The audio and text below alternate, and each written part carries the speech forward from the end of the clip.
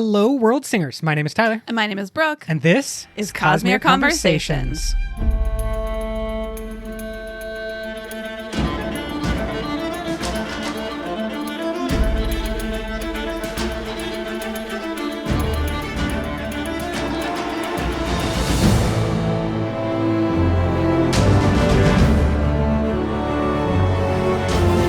Listeners, friends from all around, this is our Dragonsteel Nexus 2024 recap. It has been just a whirlwind of a week, and we are coming to you on the Saturday following, so basically 1 week after the actual end of Dragonsteel Nexus 2024. These are our first thoughts, and if we're going to be honest, this is the first time we felt like real humans. Yeah.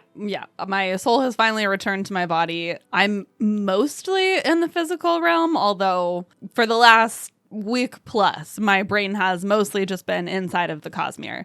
I don't really have any idea what is happening in the real world, in my life, in anyone else's life, in the world at large. No clue. And I'm not in a big hurry to go back there. Yeah, not me either. I am in a big hurry to go back to Dragonsteel and to live inside of Wind and Truth and the world of Roshar. What a fun time we had. We are just going to kind of go through our overall impressions, talk about some of the things that we did.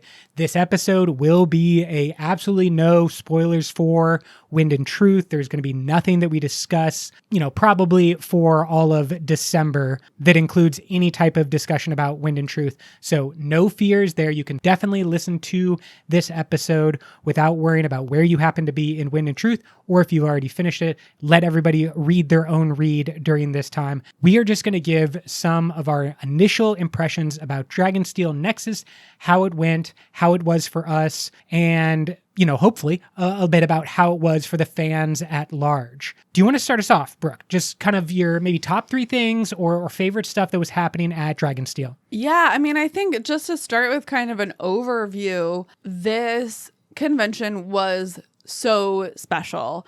And it's only the second Dragonsteel convention that we've been to, but I heard this from people who have gone to many, many conventions, Dragonsteel and otherwise, that this just felt like a really special, magical experience. I think being a Stormlight year really just added, and not even a Stormlight year, but Stormlight 5, particularly like the finale of this half anyway of the Stormlight archive, like it just elevated the vibes. The vibes were so good. It was such a love fest. There were just so many people and everyone was excited and happy and friendly, and it was just absolutely fantastic. I am probably going to just echo those sentiments in every single section of what we talk about today. I completely agree. As you said, only our second Dragonsteel, but I noticed significant improvements from last year. I feel like I directly noticed some of the things that were, big issues last year. The most obvious one that we talked about was the store line.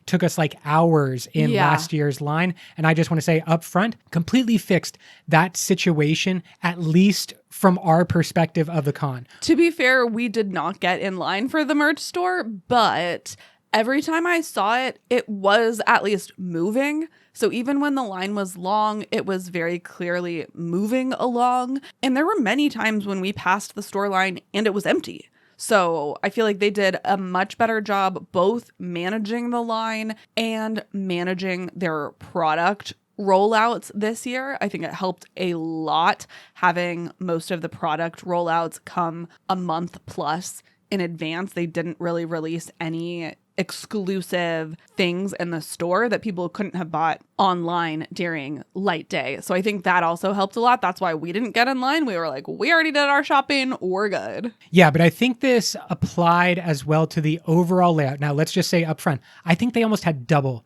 the number of attendees from 2023 to 2024. The number that I heard thrown around, I don't know if this is accurate. We have no behind the scenes or like inside Dragonsteel information. We're not that type of podcast, but I think the numbers around 8,500 people were at the convention, and I believe the number was somewhere between 4,000 and 5,000 in 2023. So a massive increase for this year, regardless of if it's exactly double. It was a big increase. And it definitely felt more crowded. Yes. I will say that. That was something I didn't love as much. I think especially the first day, it felt really overwhelming. I was like, oh my gosh, there are so many more people this year. And there was sort of like a passing period, like when panels would end, when all of a sudden everyone would be rushing out into the main areas.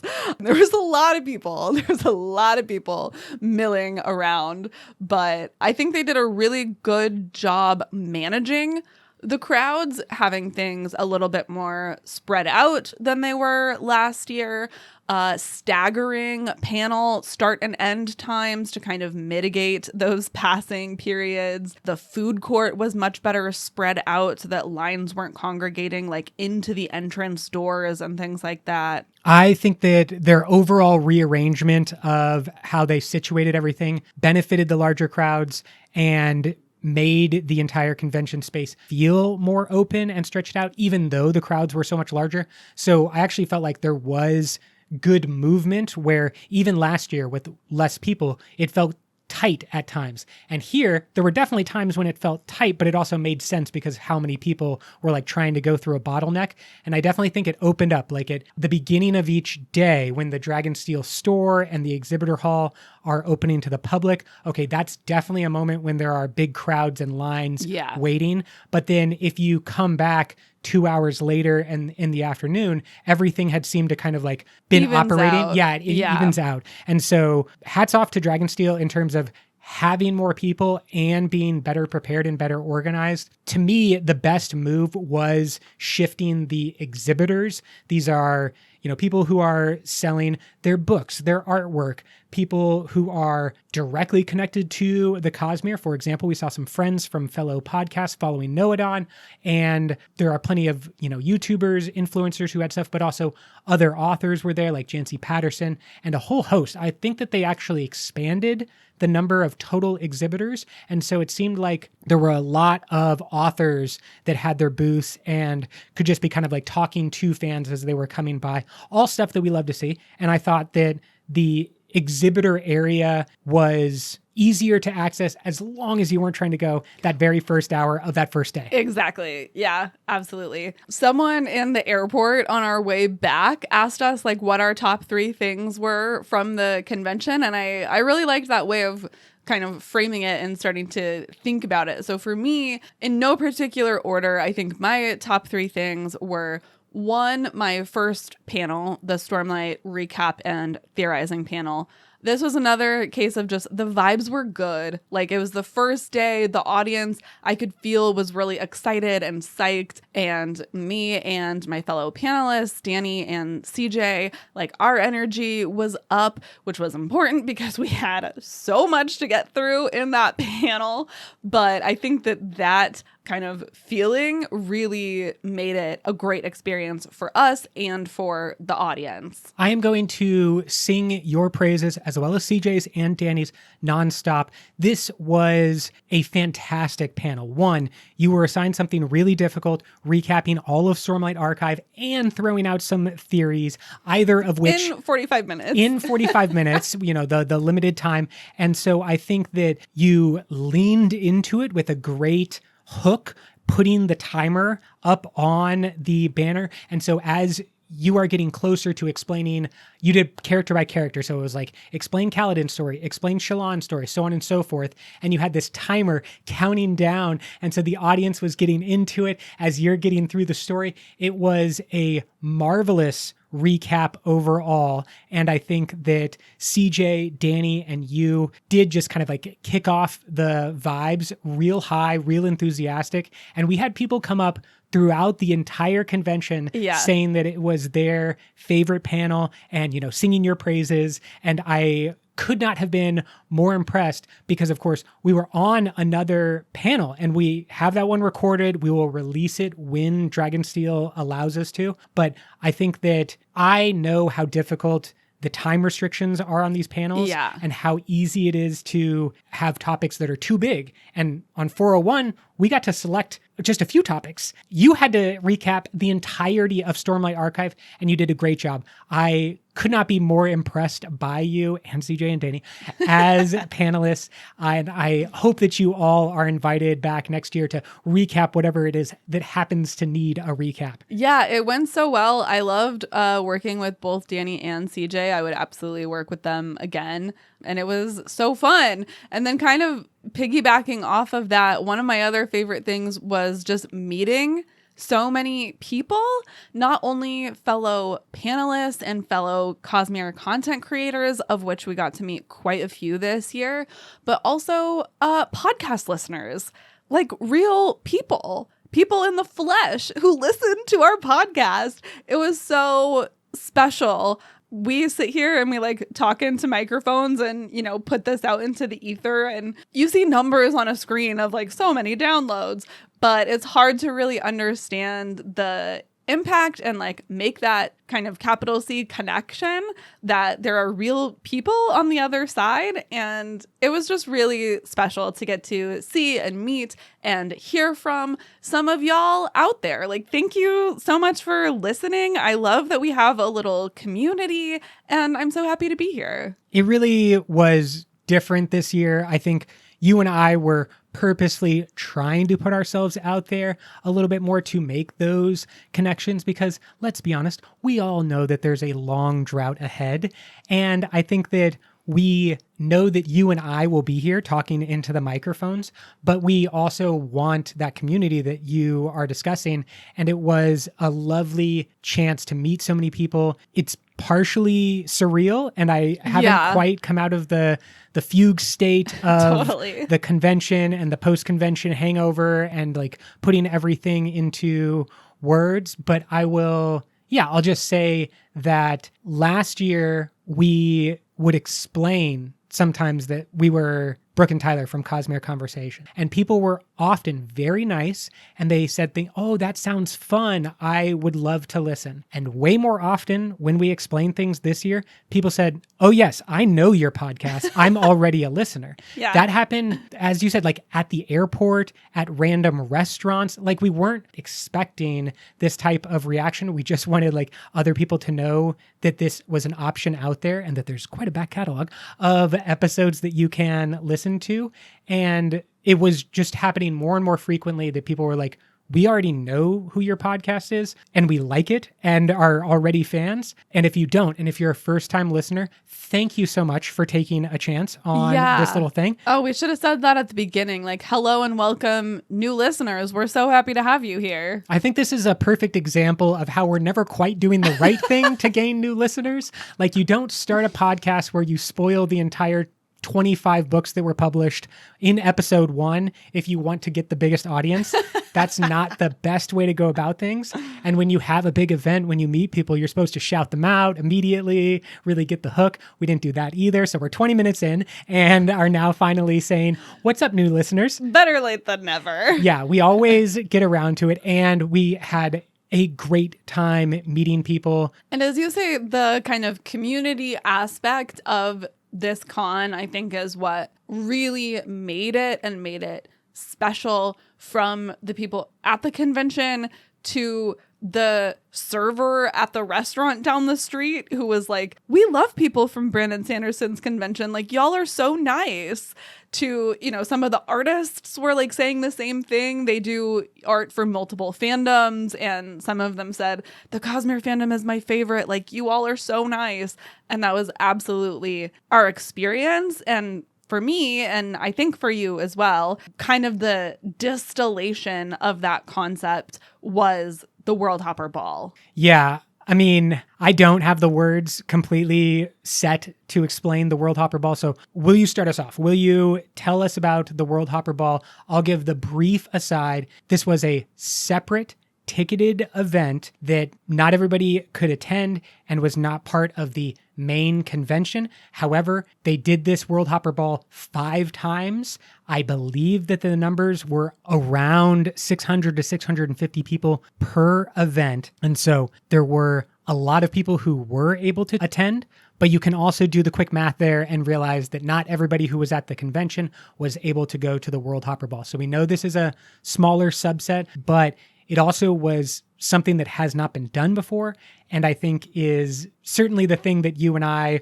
connected with the most, and as you said, kind of like distills everything down. So tell me about the Worldhopper Ball. I don't even know where to start. It was incredible. I think the biggest thing that made it successful and that made it special is that it truly was an event for the fans, by fans. Almost every single person who worked on the event behind the scenes is a Cosmere fan. And I think that was very obvious. That came through in every aspect of the event. The decor and just the actual building of the event was astonishing.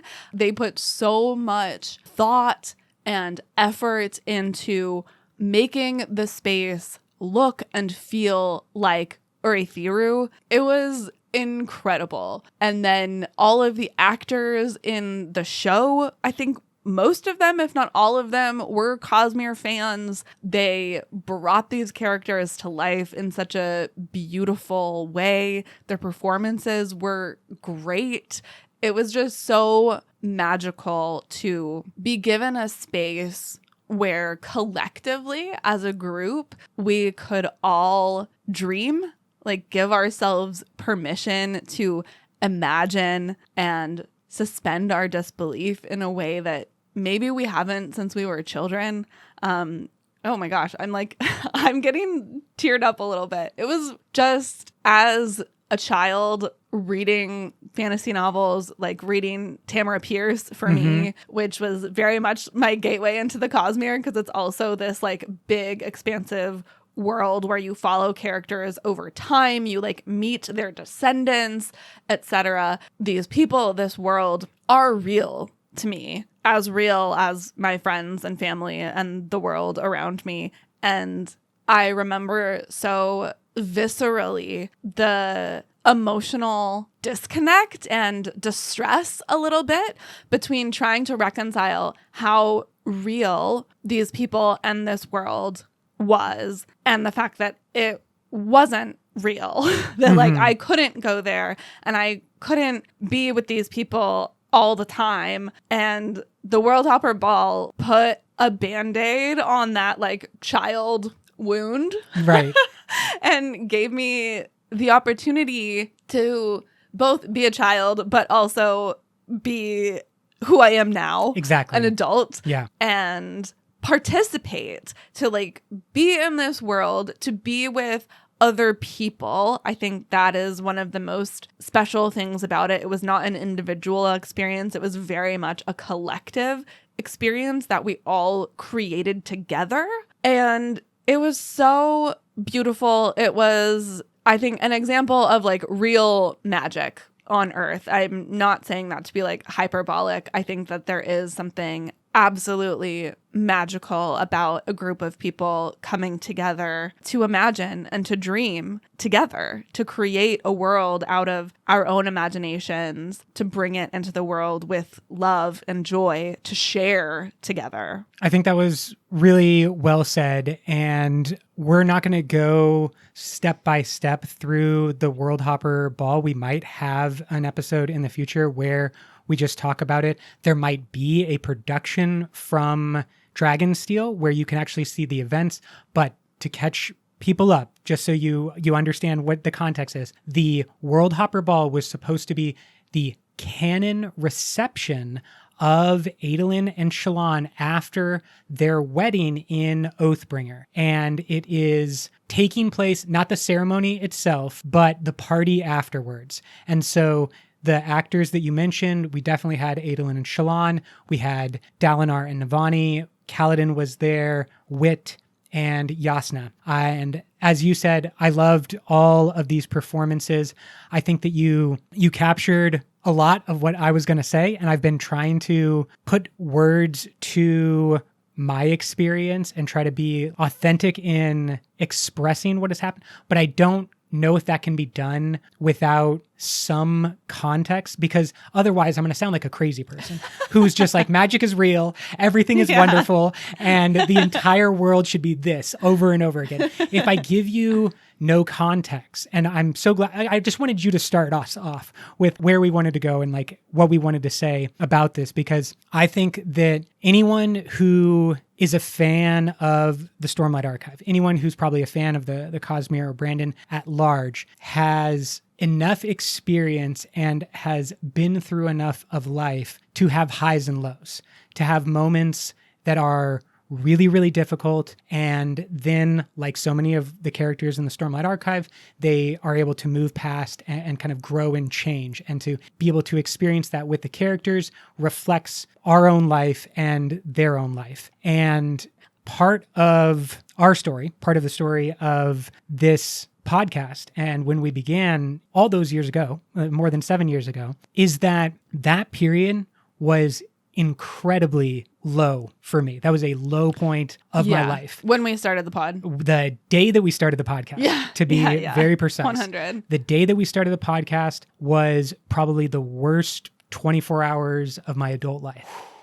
And it wasn't a moment that happened and then was immediately over. It was something that stretched for many months, and it adjusted the entire trajectory of my life. And the amount of stress that I was experiencing at that time, I basically never hit anymore. I like lived at a stress level that I never really experienced. And so it was just a bad time in my life. And recently, the past 8 weeks or so have not been great. Haven't loved those ones either. Yeah, it's been a long couple of months, and this was such a nice bright point. And I know you have more to say, but just to sort of tag onto this, the length of time and the amount of time that we've put into this series, like these characters have seen us through, as you're saying, very low points. It's seen us through changes in our relationship, changes in our living situation, moving many times, a global pandemic,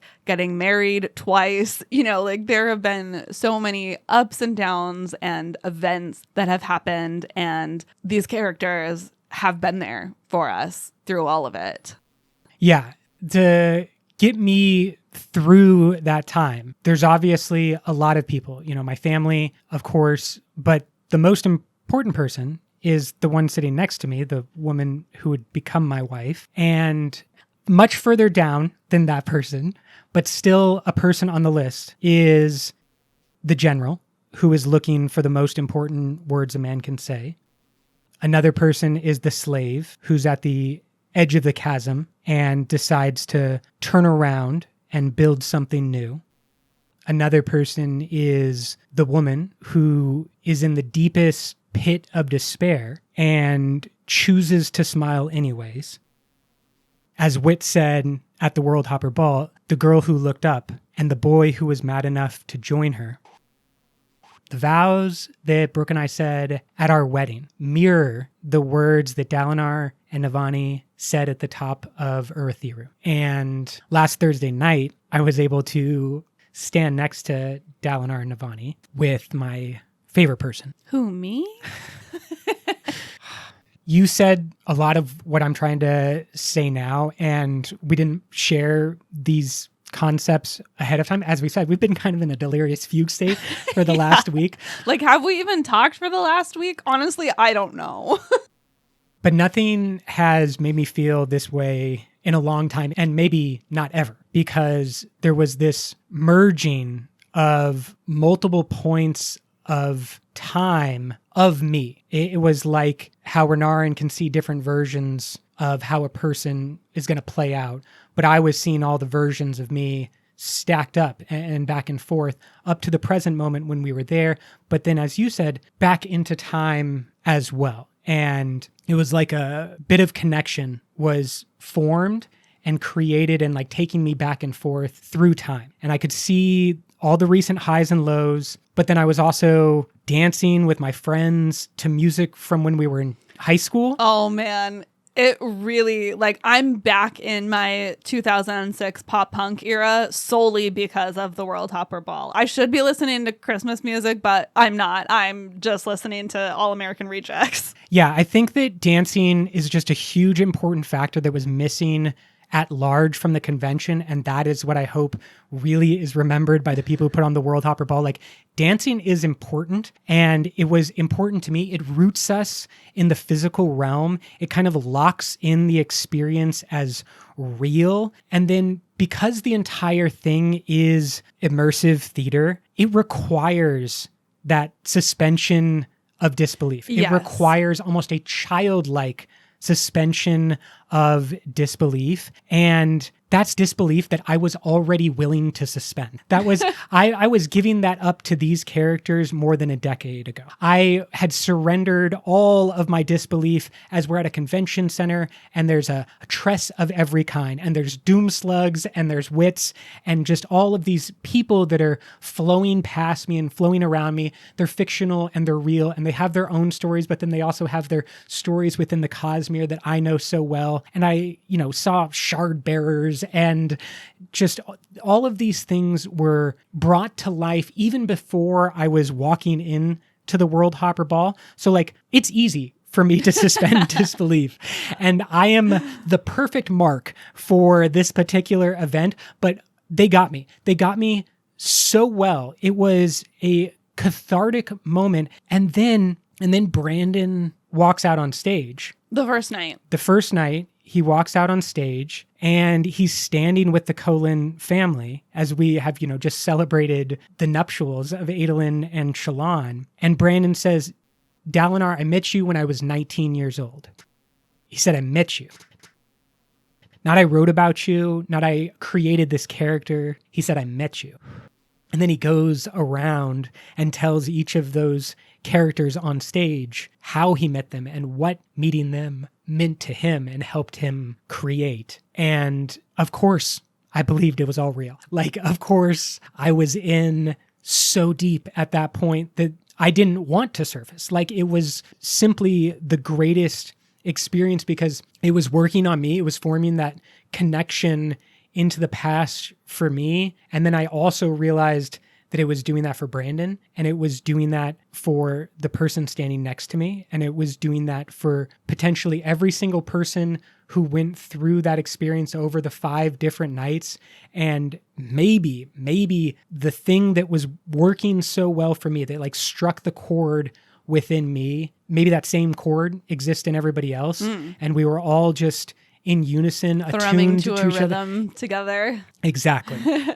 Yeah, I think something that I really came away with from the convention was the kind of communal giving of the community, how inspiring it is to see the joy and the passion and the inspiration flow through the community, so that, Brandon writes these books for us, and then we give back to him by being an audience that is very invested in what he has to say and the characters that he writes. We are, I would say, just as interested, just as invested in these worlds, in these characters as he is. And I imagine that's an incredible gift to feel as an author. And then we are so inspired by the things that he's written that hundreds, thousands of us then go out and create new things. We create podcasts and cosplays and events and artwork and a dozen other things that we give back, right, to the fandom. And then those people see those things and are inspired by that. And then they take those things and they create new things that inspire more people. And all of that, I think, is probably also flowing upwards, inspiring the people who work at Dragonsteel and inspiring Brandon himself. And the Worldhopper Ball, I said this over and over again, but it was such a gift, like truly a gift to the community to create this space to give to us, to say, here, I made this for you. Come in, have an experience, share together. And I just saw things like that over and over throughout the convention, how we all are inspired by each other and then continue to give back to each other. And that is just the ultimately beautiful thing. Yeah, the Worldhopper Ball was an intensely amazing experience. I've thanked those people at Dragonsteel who were involved. I've thanked the team at Paladin Creative who was in charge of the Worldhopper Ball. I've tried to thank as many of the individuals involved as I can, but there are no thanks, there are no words that will ever truly convey how wondrous I thought the experience was. And I know that there are some of you out there who are like, Tyler, Thursday night was rough. Yes, you're totally correct. I think that there are a bunch of ways that the Worldhopper Ball could have been improved. And it did improve. And it did improve over time. Like each one, like I know that it can be improved because it did improve from Thursday, but I and you were at what I think everybody would agree was not the best version of the Worldhopper Ball. Night one. Yeah. Session 1. Yeah. And the line was really long. We were still like trying to figure out how to get everyone processed through. So we were in line for a really long time. Yeah, there was a bunch of stuff. They had to strike the carpet as we walked out onto it. I'm like, we broke the carpet. Walking down and I hear someone, we got to strike the carpet because they like couldn't get enough like carpet tape to hold it down and people were tripping. And I think that all of those difficulties did get better over time, but with the difficulties, I still had the experience that I just described. Yeah. Like it did not take away from that. And so if you are the type of person that can suspend your disbelief and you are the type of person that wants to go dancing in a formal setting, then if they have a Worldhopper Ball or some version of the Worldhopper Ball, we're going to be there. And we hope that you will be there too. Yeah, absolutely. 100%. Can't recommend enough. Yeah, exactly. The highest possible of our recommendations, and we'll just sing the praises forever of the Worldhopper Ball. But there was more. There was there were much other things. More at the convention. So let's talk about it. Brandon's big speech is preceded by a spoiler Q&A. Did you want to talk about this? Do we need more time to go over stuff individually? Yeah, I think we'll maybe throw in some of these words of Brandon into a future episode, but I think this year there were not as many big like gasp moments during the spoiler Q&A. I got the impression that the people who get to ask questions are chosen at random from people who like submit their names basically. And it seemed that this year more of the people who were chosen are maybe newer to the fandom, or at least not like as enmeshed as we are. So I think some of the questions seemed a little bit basic to us and like didn't give us the deep answers that we really wanted. Yeah, if anybody is able to be randomly selected by Brandon's question, my only advice would be try to avoid yes or no questions. Yeah. The point is not to pin him down on something like yes or no or Raffo. The point is to allow him opportunities to speak. Because sometimes he'll just surprise you. That's the point. Like we need to get him talking and interested in a thought process that makes him do a connection in his brain, and then he says, oh, that's kind of like the grand apparatus, or whatever the new gasp moment is. Yeah. So that's my one suggestion to people. In a crowd of 8,000, I don't think that I'm going to be randomly selected and get to ask the perfect question. Right. But nobody's going to ask the perfect question. All you have to do is ask a question that could potentially lead Brandon to talk longer and kind of make his own connections, because that's where the interesting stuff happens. I will say that it's always great to see in the random selection people who have really gone out of their way to be there. Like there happened to be 2 people who traveled from Iceland to be at the convention, and they just happened to get selected. And great. I love it. Like they deserve to have their question answered. They flew from Iceland. Yeah, they both were randomly selected. And then when the second one came up and they're like, oh, yes, I'm from Iceland too. And they're like, do you know the other person? He's like, yeah, he's like a friend. It was just a wild experience. But that's what happens with a random number generator.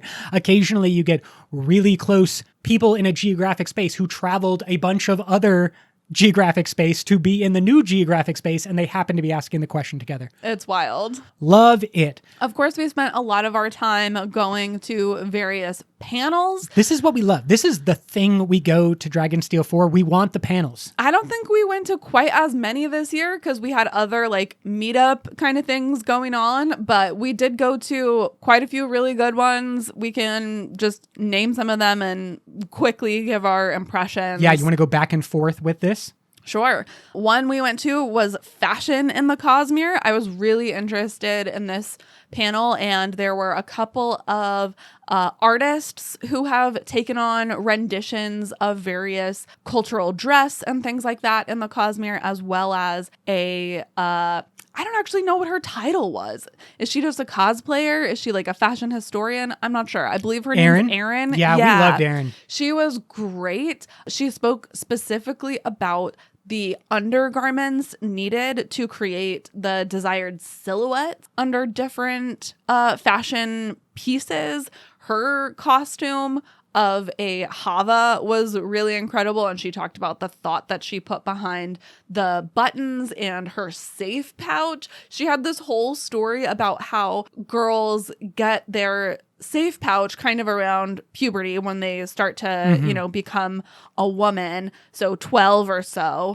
And then her sort of concept or the story that she was telling was that then that safe pouch that buttons inside of your sleeve would kind of go with you, would just move with you to new dresses as you grow bigger and get older, and just button inside of those sleeves as well. So her safe pouch was this like really girlish pink color, with the idea that she would have gotten it when she was around 12 and still had this kind of sentimental, special, intimate thing to carry with her through her life, which, like, what a beautiful detail to add into your costume. And I would love to talk to her more about all of those things. Yeah, everyone on the Fashion in the Cosmere panel was really great. We also went to the belief systems in the Cosmere, as well as the butterfly effect across the Cosmere.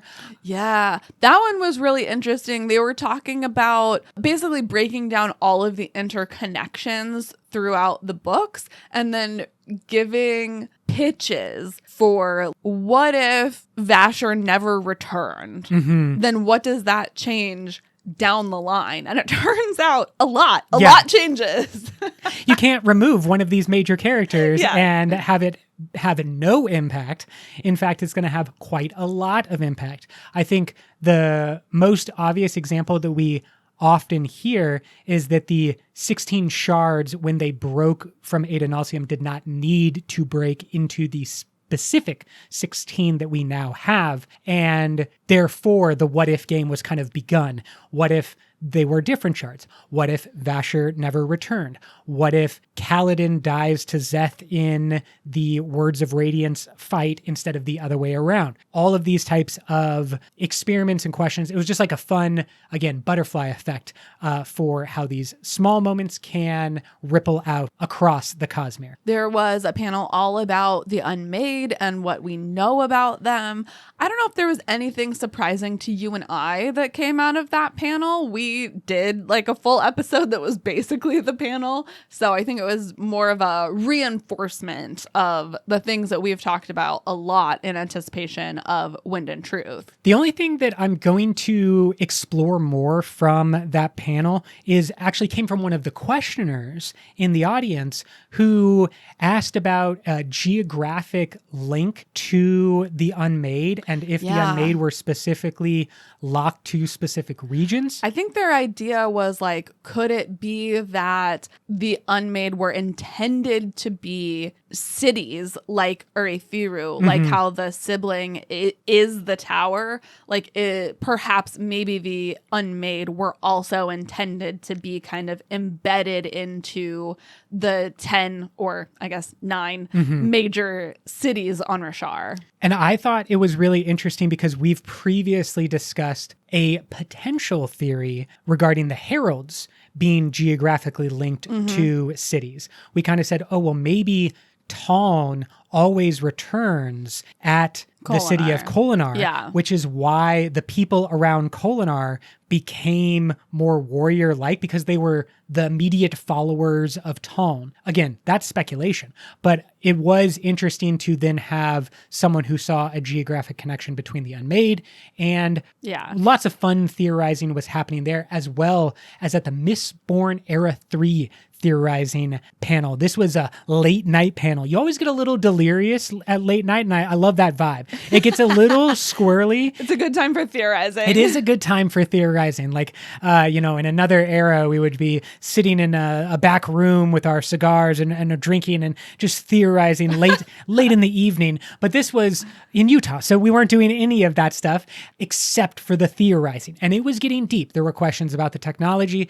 There were questions about the individuals involved. How are the events of Mistborn Era 2 and Wax and Wayne's apparent elevation to Mistborn? Is that going to somehow come into play? Are there going to be technologies that are becoming more widespread, specifically hemalurgic, allomantic, or feruchmal powers that we're seeing? Or is it going to become all tightened down and kind of like locked behind big major powers that are then kind of in an arms race-esque situation to develop more and more? Kind of on that note, because Mistborn Era 3 is supposed to be like a 1980s kind of thing, there was someone there in a cosplay of a 1980s Mistborn, and it was so good. She had a mist cloak, but it was like one of those terrible 1980s windbreakers that was like cut into strips with her like Reebok sneakers. Yeah, bright colors, neon purple, yellow. Hilarious. Yeah, it was such a smart idea and truly hilarious. I mean, we could just talk about cosplays. We're gonna talk. Yeah, we'll talk more about more of the cosplays. But that was a great one. I had to throw that in there. Tell me about some of the new art in the Cosmere panel. Yeah. Oh man, the one that really stood out for me was Esther. She is doing the art for Isles of the Emberdark. Yes. And she started as a sculptor, and so in her 2D art, in her painting, she creates a sculpt first, basically. She said that sometimes she just goes out with her camera and like takes photos of kind of inspirational images that she then copies or, is inspired by for her paintings. But when she's painting a landscape, a fantasy landscape that does not exist anywhere on Earth, she has created, I think, a couple of different dioramas, like literal physical little dioramas of trees on First of the Sun with like Dusk's little tree house in it and figures, and she like lights them in different ways, and then she paints. So she's created multiple incredible pieces of artwork in pursuit of creating more incredible artwork. Yeah, her process was really wild. I think we had a patron, Tarmac, who really loved their panel as well. And maybe that's one of the future Cosmere conversations that we could have, is invite Esther to kind of explain that process, because it is unique. And it's also to one of our favorite stories. Like, I think that world, First of the Sun, and Sixth story is great. I'm so excited about next year, but I'm also excited about all of these new creators and new artists in the Cosmere. And the next panel that we went to was all about different content creators. A lot of these people and individuals are much more famous than us and are, known on social media that we don't even touch, like TikTok, but also Instagram Reels and kind of those short form video creators. I think that this panel was really well organized, presented a lot of information. And then the most important thing that I know for a fact is that someone in the audience came up to ask a question. It was a young woman, and she basically said, "I don't know if anybody would like this." And the panelists, summarizing the response, were like, "No, it's great. You should definitely go out and make whatever you want to make, and there will be someone out there who's interested." And then that person made their first reel, their first TikTok, and the immediacy of that type of connection, the immediacy of passing on that enthusiasm and encouraging that enthusiasm, I thought was really lovely to see. Yeah. And I'm very proud of those creators for both talking the talk while they were up there and walking the walk. Like they just made the whole thing happen. Yeah, I think, again, the community aspect. I think it would be really easy for creators to want to discourage new people from getting into the space in sort of a scarcity mindset, right? Like, Right. oh no, they're going to take audience away from me. But it was great to see them really encourage not only that young woman, but there was another gentleman who got up later and was like, I study physics and I have thought about creating a channel all about physics and the Cosmere, but like, I don't know if anyone would like it. And they said, everyone in this room, like, raise your hand if you would watch that. And a bunch of people raised their hands and they were like, yeah, do it. Like, follow your joy, follow your bliss, but in a less cheesy way. But I also, the other thing that I really loved about that panel, actually I have two things, sorry. How dare you lie to me? I know.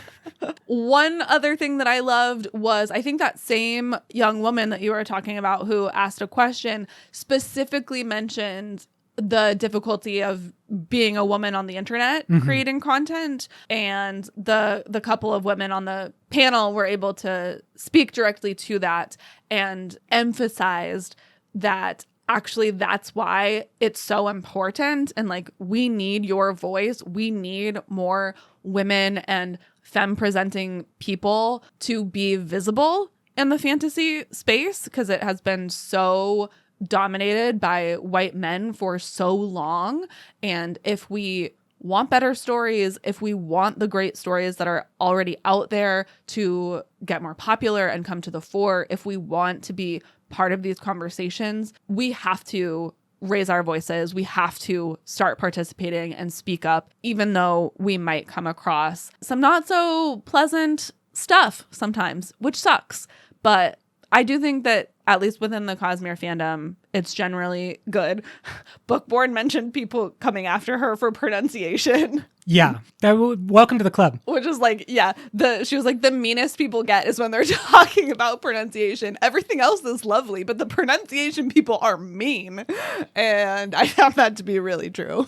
In an audio format, we mainly get those people. Yeah. That's primarily who's angry at us.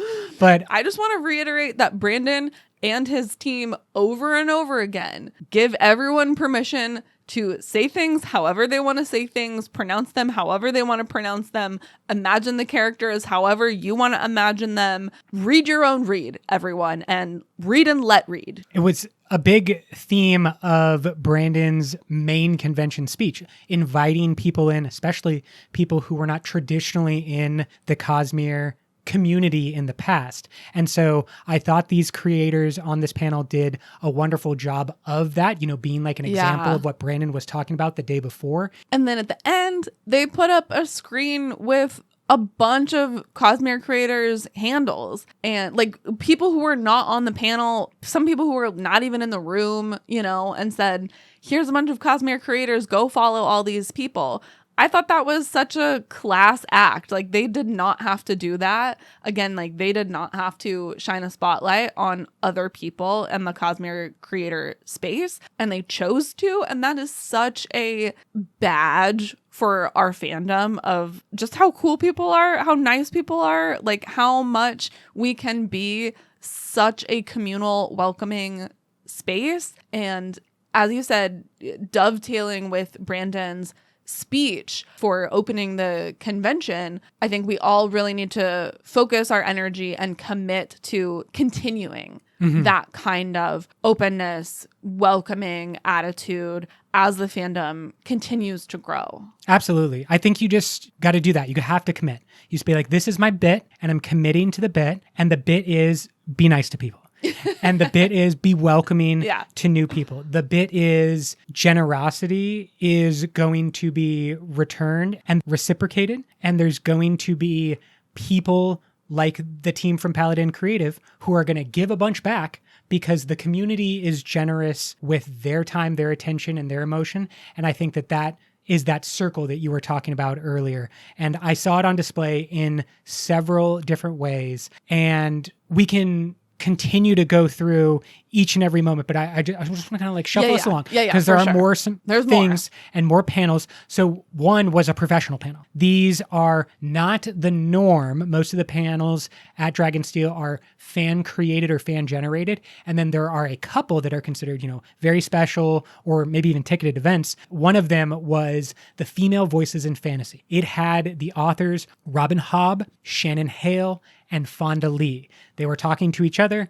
They were given a prompt by Dragonsteel and then basically did whatever they wanted because they're famous authors. It was interesting, actually. I mean, really, the panel could have just been them wrestling with the name of the panel. And it kind of was, right? They were assigned this panel called Female Voices in Fantasy, and they started by immediately rejecting that, sort of under the premise of there's not a singular female voice anywhere. Possible. Yeah, like we are just people trying to be people, and every time you put, female in front of my title as writer, you shrink me a little bit, I think is what Shannon Hale was saying. Every time you add a qualifier to my job as a writer, you make me smaller than I am, and I'm a writer. Period. Who just happens to be a woman. Like, those are separate facts. And then they also went on to talk about how their experiences as women, both just in the world and in publishing, have shaped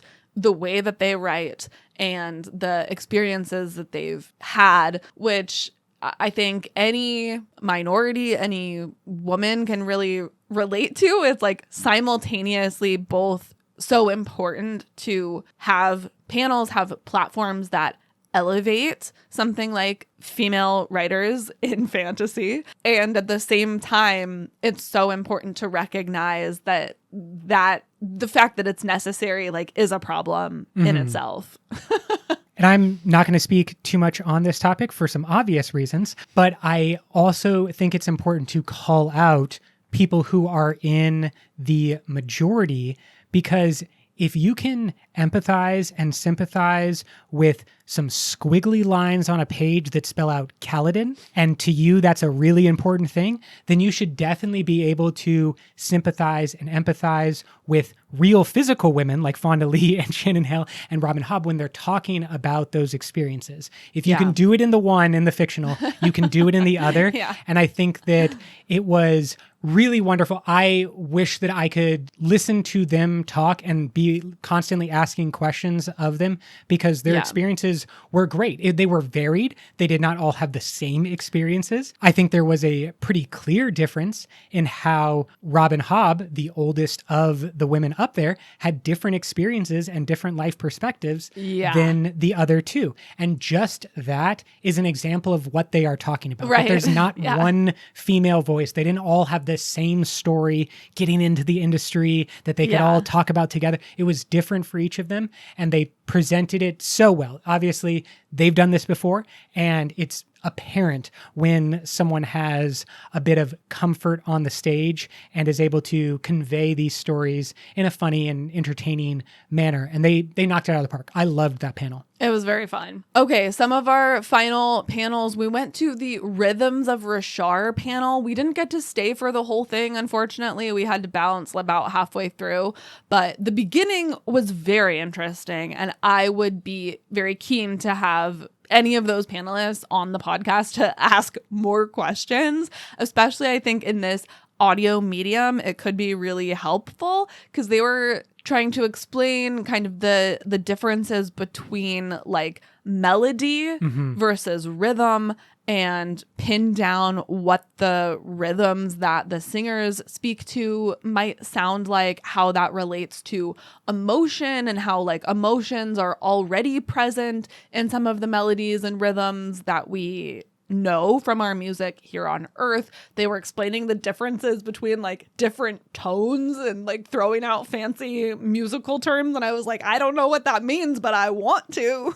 Definitely. Yeah, I think that would be a fascinating conversation, especially if we could have those examples of this is a tri-octave or something like that. Tritone? A tritone, maybe. Something. But I want to hear those things as they are discussing them, and I want to be able to dive deeper. It was great. And another panel that I was surprised by, another one of these late night panels, was GMing 101, Game Master 101. It was hosted by a couple of people who clearly are dungeon masters. Like these people are good at managing a game, managing a room.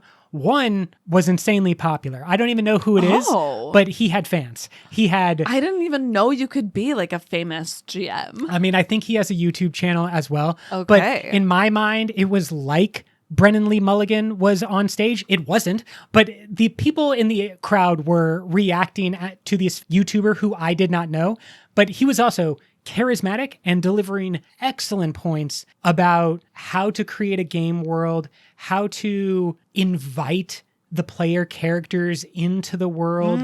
There were lots of interesting conversations about improvising and kind of, setting up things, planning ahead of time for the game, but then also being flexible. Yeah. And so, one quick example was like, if you have a haunted house and you've built that haunted house to have a bunch of secrets or a magic portal up in the attic, and then your player characters decide to climb the outside of the house and break a window to get into the attic, you just shift everything to the basement. You reverse that on the fly. And so their adventure is not necessarily defined by what you said ahead of time. You are adapting to them. You are playing with them, that it is a cooperative game, not something where the dungeon master wins and the players lose, or vice versa. Yeah. The players didn't beat you as the dungeon master. Anyways, it was not something that I was expecting or planning on. It was just, I had some open time and I went to it. I wanted you to go to it because I want you to be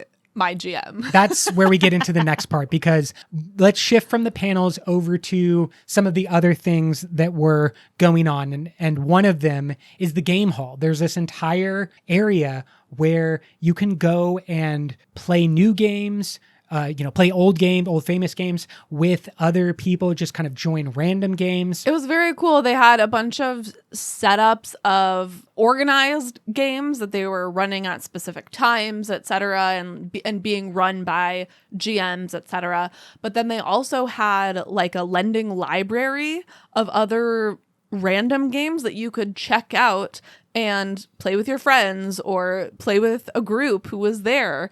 And I thought that was really cool. I absolutely agree. I think this is actually one of the things that I didn't get to do last year, maybe as much as I would have wanted, because time was spent in storylines and then we just didn't have this extra opportunity. But I was able to play the Stormlight RPG one shot, which is like a 1 hour specifically designed campaign. There were 6 of us who got together. There was one patron whose name is Brian. Hey, Brian. We played together. And then there were 2 other individuals, a woman and her child, who had never played before. Maybe never played any type of tabletop role-playing game. And then there were 2 people, a father and a son, who had played Stormlight the day previously and maybe had some D&D experience as well. So I would say that setup, 6 people and a GM, 4 of the people with less experience and maybe 2 experienced players could be the ideal for the Stormlight RPG. Maybe for any RPG in general, but if you're trying to play this game for the first time, it's hard. I don't want to pretend that this is an easy game. There's another one that's supposed to be a little bit more casual, and that's the Mistborn deck building game. That one was on display as well. I don't know. That one looked complicated. I agree, but it's different than an RPG. Yeah. And so the RPG was a wonderful opportunity. I got to randomly be selected to play Palinor, who is the Windrunner. Very fitting for me. And I played it exactly like a Windrunner. I was the only person who died. But no, I was just like knocked out, like a Pokemon. And they carried my dead body at the end. But it was a lot of fun. The map itself, I think, was taken from the Stonewalker campaign. Okay. And so I think this might be something that is seen again. But basically, you're down at the bottom of a chasm. There's a high storm coming in. You know that there's like this secret tunnel that you can get to on the other side of the chasm, but there's a bunch of listeners regals infused in the way. And it's basically just kind of like a quick demo of the fighting style and like how everything plays out. Really a lot of fun. So many different opportunities for teamwork and assistance, boosting other characters. One was a light weaver, and they could like cast illusions next to an enemy, and then the enemy gets distracted by trying to hit the illusion. Or I love a co-op. yeah, it exactly. Like, I'm such a pacifist. I don't like fighting with people. I love a game that we can work together. Well, that's the part that we didn't get to experience because the RPG element is obviously this extends beyond combat. Of course. It does have a combat system, but there are ways that, for example, a Windrunner can apply their abilities to non-combat situations. A Lightweaver is going to have far more opportunities to apply their magic to non-combat situations, but there are also singers that are available to be played and artifabrians. It's not all just being a radiant, and depending on when you start and how you begin, you don't necessarily begin as a radiant. So it is possible to like have multiple different game sessions where you grow over time and maybe, elevate yourself to a radiant or a Navani-esque mother of machines, but no sibling, and really just kind of work that path. There's a lot of fun. I think that the Stormlight RPG will be something that we come back to. Yeah. Am I ready to be your dungeon master? No, definitely not. Like it's complex. You need someone who is experienced. Yeah. And I saw that like on display. Like we could not be playing this just Brooke and I and a couple of random friends. We really need the expertise to set us off on the right foot. On a long enough timeline, though, yeah, that could be something that we do because I think we would have a lot of fun with it. You can be different players each time. I'll be the GM. We'll invite a huge gathering. If you're out there and you want to play, let us know. And I think that would be something that is really fun for the long drought that is coming ahead. Yeah, absolutely. In that exhibit hall where the game space was, there was also a bunch of other stuff. There was the craft room there. I was over in the craft area while you were gaming. I made my little Rashar Najar, which is very cute. Rashar Najar, such a great name. Like that's good place-esque. That was wonderful. Sitting next to my Doom Slug in a jar from last year. Fantastic. And in that same space, there was the exhibit hall, which we already talked about a little bit. I think that there were more vendors this year, but the aisles were narrower. It was tight. So it felt more crowded to me, but they did try to set some guidelines for traffic, which I thought was really good. They had taped off the space close to the booths as like designated standing area. And then the actual walkways were able to be walkways where people were continually moving. So it kept the traffic flowing a little bit better. There were certain booths that got like really long lines that sort of mucked everything up. But overall, I think it was great. Very fun. Had enough space, I think. I don't know. Obviously, we are not exhibitors. We did not exist in that world. But that's primarily a money-making opportunity for those creators. I know that it cost money for each like square foot that you take up on that space. I don't know anything about the prices. That's not our jam, but it is important for those people, especially, the bigger name people, that's a successful endeavor. And one of the ways that Dragonsteel has been trying over years to encourage attendees to do all of these different aspects that we've talked about is by the convention game. Do you want to talk about the convention game? Yeah, let's talk about it. I think some of our listeners may have already heard about the convention game for this year. They did a convention game last year as well. I'm not sure how many years they've been doing it. I love the concept of having a convention game. I love that it encourages people to do a lot of different things at the con. Something about Dragonsteel convention in general that I think is great is that there are so many different ways to con your own con. There's something for everyone, right? If you're a panel person, you can go to panels. If you're just really want to stack up on books, you can go to the exhibit hall, et cetera, et cetera. There's something for everyone. And the convention game, I think, really lends itself to that aspect. This year, it was cards. So when we checked in, we all got, first of all, our incredible Worldhopper passport, which is, I love it so much. It's legitimately, it looks like a passport. It has all of the Cosmere planets on it with extra little notes and things in world. It's great. Okay. The passport is the beginning, and it's the most important because on the passport, like a real passport, you can get stamps. You can get stamps by going to the worlds. The worlds are the specific rooms where there are panels or where there are games or where there's the exhibit. You earn stamps by doing all of these things. So the point of the convention game is to do a bunch of different things. Maybe push yourself out of your shell. Maybe we are panelist people, so it would be easy for us to collect a bunch of Scadrial stamps because most of the panels were in Scadrial. But the game room is not in Scadrial. So if we want the stamps from over there, we have to go do something different. Yeah. That is true for everyone. They also made certain exhibitors stampers. And so people were going to the exhibit area in order to get stamps. These stamps are important because of the cards. Yeah, so we got our passport, and then we also got a couple packs of these story cards. Just when you register, when you get your badge, you get a couple packs of cards. So we unwrapped our cards. There are three? I think different there's stories? three main stories, 3 short stories written by Brandon. These stories are broken up across 54 cards in each of the 3 different decks. And if you have all 54 cards, you can read the entire story. This is already starting to sound complicated, and it is complicated. It confused people the first day. We didn't get the best of directions for what is going on, but that didn't matter because once people started to figure out what was going on, the game took off. It really took off. We want to be 100% clear. We didn't play the game. We did not play the game. We didn't collect cards. We, barely, sometimes we got our passport stamp, sometimes we didn't.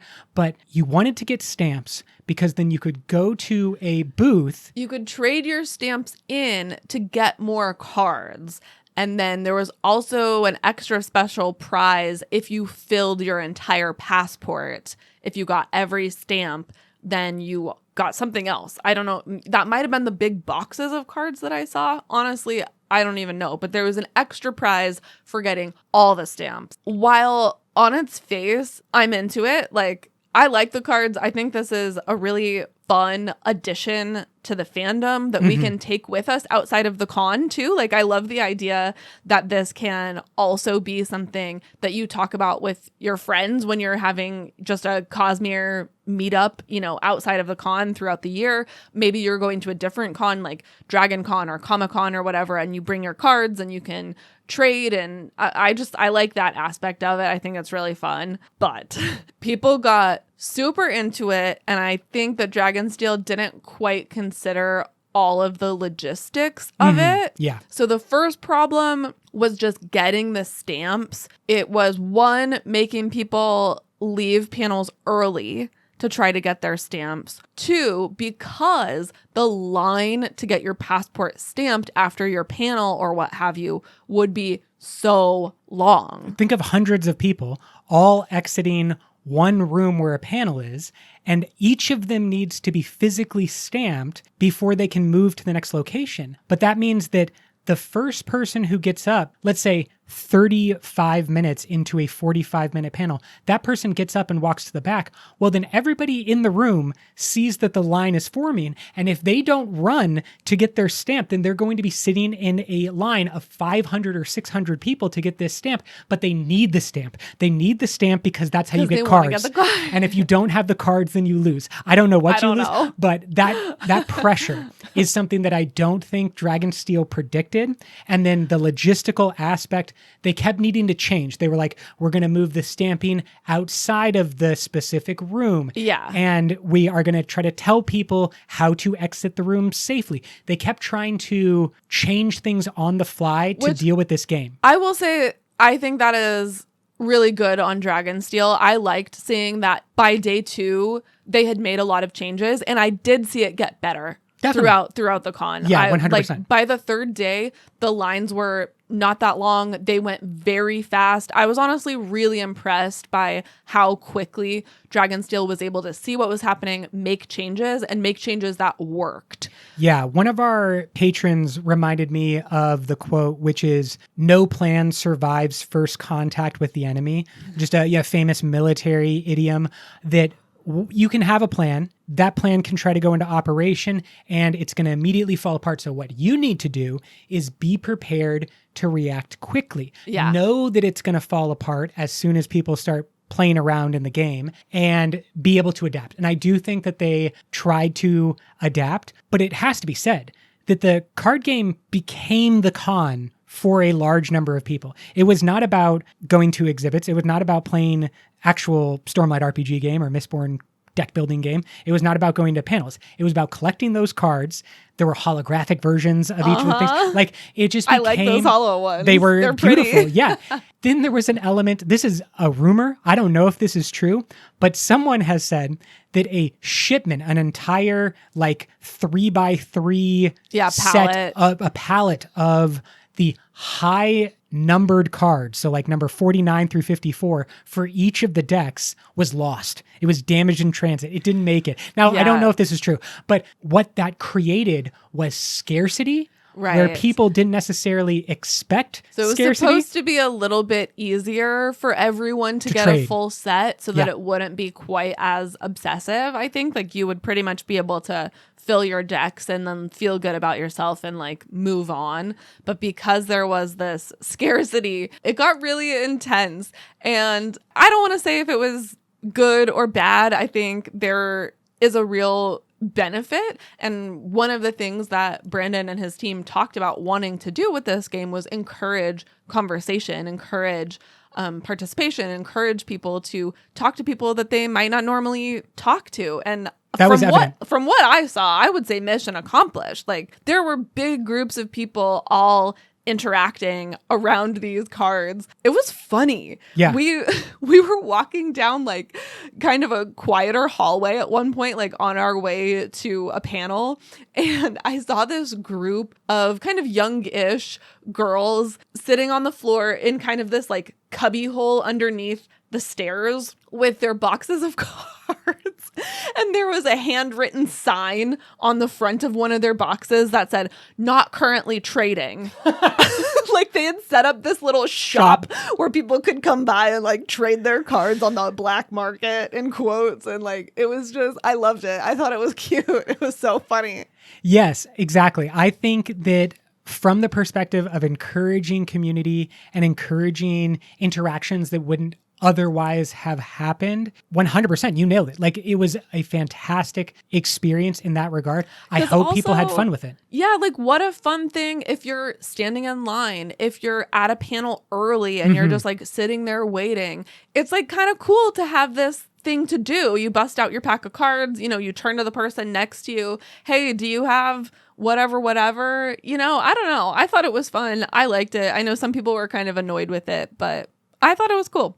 Yeah, my only criticism, and really, again, we have no inside information about how Dragonsteel feels about any of this stuff, but I want all the elements of the convention, all of the different things we've talked about today, I want them all to support one another. So I want there to be this community creating game. I want there to be exhibitors who make more money at this convention than they do at any other convention. I want there to be panelists who have a really engaged audience and interested audiences and that are giving great information out to these people. I want everything to be supporting and not detracting, adding rather than detracting. Yeah. And I am wondering if the balance went too far in one direction. Yeah. Because I can propose a hypothetical, which is they create a game that is so engaging and so time consuming that nobody goes to Brandon's main speech.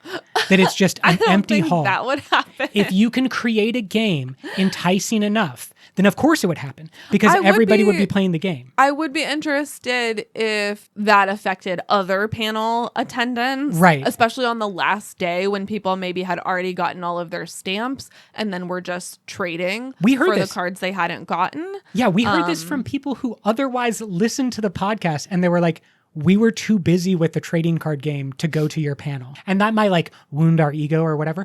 But I think that the creation of a successful game is not something that should be thrown away lightly, because I think the underlying desire of using the game to support all of these different elements, I think that is what Dragonsteel wants. Yeah. And then it's just about finding the balance, tweaking things if things get out of hand in terms of like the physical stamping. Maybe there's a digital way to do this. That was the biggest thing for me is I think they needed at least one other redemption mechanism. Booth. Sure. Yeah, there was only one booth where you could go to redeem your stamps.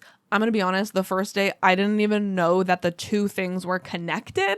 I thought they were two different games, that there was one just like stamp your passport. Oh, how fun and cute. You have like a Cosmere passport. And then the cards were a separate thing. I didn't realize that you had to trade your stamps, or you could rather trade your stamps in for more cards. And then the line at the mercantile, which is where you traded your stamps in, was so long that I never ended up trading my stamps in, even though I would have liked to have gotten more cards. But for me, we only have 3 days at this convention. There's so many other things going on. You already are having to whittle down and like really pick and choose what you're spending your time on. And for me, I don't want to waste my time standing in an hour-long line when I could be, listening to Fonda Lee talk. Exactly. That's the thing for us is like, if there's a line, we are not going to do it, or we are going to try to avoid doing it at all costs. And so anytime that we can reduce lines, I'm going to say do that, Dragonsteel. Yeah. And because there's so many other things. And like, I don't want to feel like I missed out on the actual convention because I was standing in line. You know what I mean? 100%. Yeah. And so like, I thought that the game was a great addition. We didn't play it. So you can listen to other individuals. I know they're talking about it. Danny Mata from the recap panel did a video on just the convention game, and he has an audience that is outside of just the Cosmere. So this might be something that you start to see at other conventions as well. I hope that everybody's kind of watching and learning from their fandoms and like how they try to balance things out. I don't know what the solution is, but I know that the energy behind it is great. And then it's just about capturing and kind of honing that energy to make sure that it's working all in sync. I don't think that happened perfectly at Dragonsteel, but creating the energy in the first place is the hard part. Speaking of having so much to do and so little time, there were so many good cosplays this year, and last year I took a lot of pictures of good cosplays. This year I didn't take any pictures, and there were so many good ones. So I've been trying to like get some from the internet just to like put in our scrapbook and remember these amazing cosplays, because they really were another level this year, in my opinion. Yeah, there was a wondrous variety. There was an incredible patterns everywhere. There were patterns that were detailed and kind of dark and scary. There was one pattern who had done a spinning vortex around his face and then had digitally displayed on that spinning vortex no mating and lies. Yeah. And it was just like a technological wonder. Totally. The things that people came up with were wild. And I would say there was so much more variety this year. Yes. Like there were cosplays from so many different places. Like, yes, there were a lot of Shalon and Adeline's, but there were also, like this year, there were so many Warbreaker cosplays. You love to see it. I didn't see any Warbreaker cosplays last year. This year, there were God Kings, there were Ceres, there were Blush Weavers, there were Light Songs, there were multiple Nightbloods. Not Zeth with Nightblood. No. Just Nightbloods. Just Nightblood, which was hilarious. It took me a while to understand that's what they were supposed to be, but there were multiple Nightbloods, which was great. I love the creativity. At the Worldhopper Ball, there was a capsule who had bread and jam, and he looked like a waiter, but then you tell the Ardent's robes, and it's like, oh, that's Capsule. It was hilarious. Loved it so much.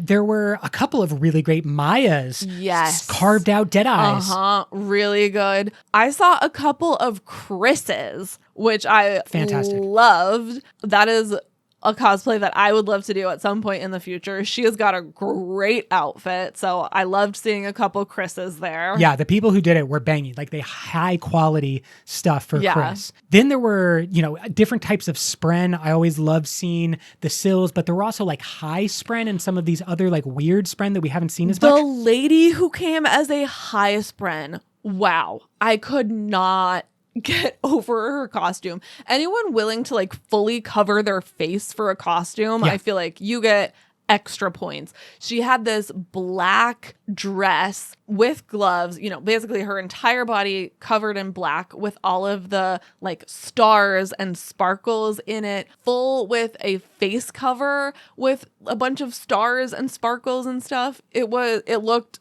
so good. I was so impressed. And speaking of impressed, I was impressed with the full-on acting that I saw from some of these cosplayers. I'm going to give a notable shout out to Alriane from Mistborn Era 1. Full gown, pink, frills. Sparkly. It looked wonderful.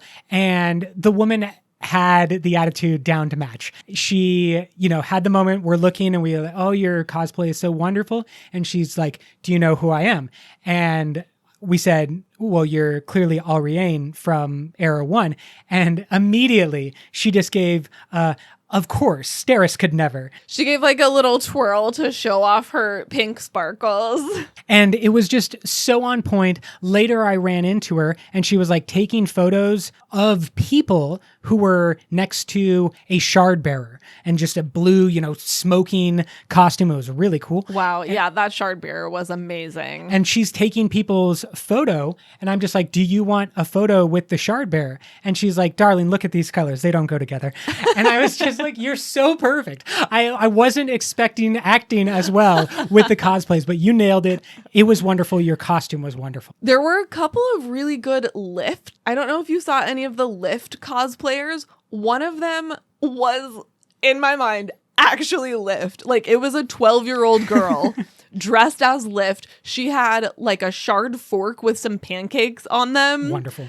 And like a little stuffed Windle. I saw people taking pictures with her and I was just like, that's it. That's Lift. Yeah, nailed it's her. She's here. They did a whole model walk, America's Next Top Model, but on the main stage. Yes, the showcase. And I think that's really fun. These people are clearly putting a lot of time, a lot of energy into these costumes. They deserve an opportunity to strut their stuff, to, be applauded and hopefully win some fun rewards and that type of thing. In some cases, a lot of bravery. Did you see the Koloss? I did not see the Koloss. Oh, no. Man. He was at one of the first panels that we went to in the audience. This guy, some of these people committed. So he is basically naked, like almost fully naked. Right. With just, I assume some underwear and then like a loincloth. His entire body, full body, painted blue. Face, like top of his head,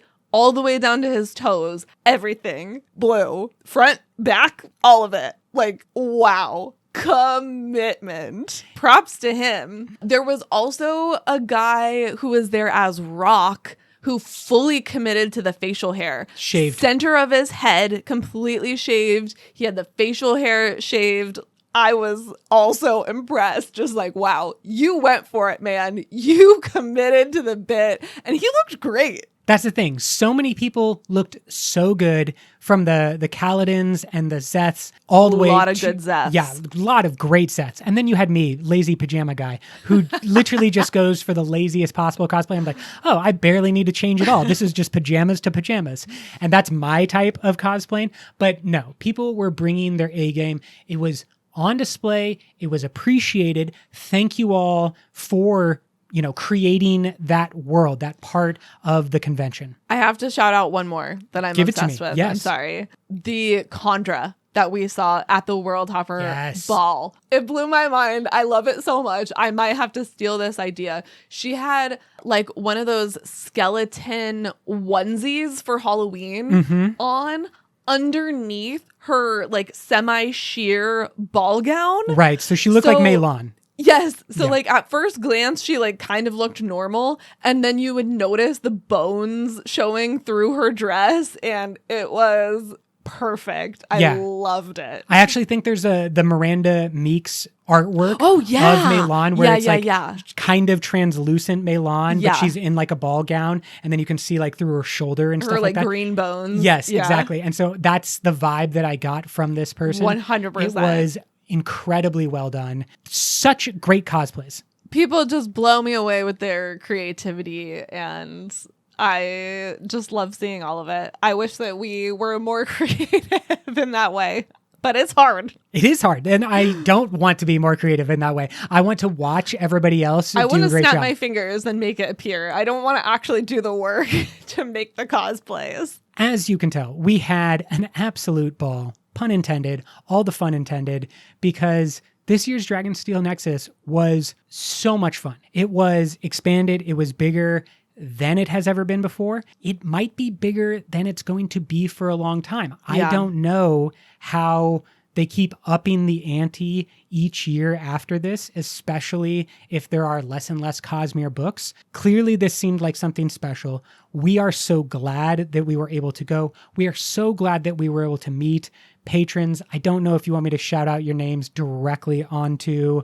the microphone, but you know who you were. It was really lovely to meet you all and to meet so many new fans, to meet people who had heard of us, who had never heard of us, to be exposed to so many new things, so many new experiences. The word transcendent probably should not be thrown around too often, but I feel like it was. It was a transcendent experience. It was elevated from the rest of life, and I have trouble looking around now in my normal life and be like, this isn't the Worldhopper Ball. This isn't the convention. Where is all the fun? And we had so much fun. So thank you. Thank you if you were there. Thank you if you have been following along. We hope this episode is like a little glimpse into what Dragonsteel Nexus is like. And if you have any interest at all, I think you should come. I think it will be a good time next year as well. Yeah, for sure. And if we met you while we were there were some people that we got questions from in one of our panels. We are going to answer your questions in an upcoming episode.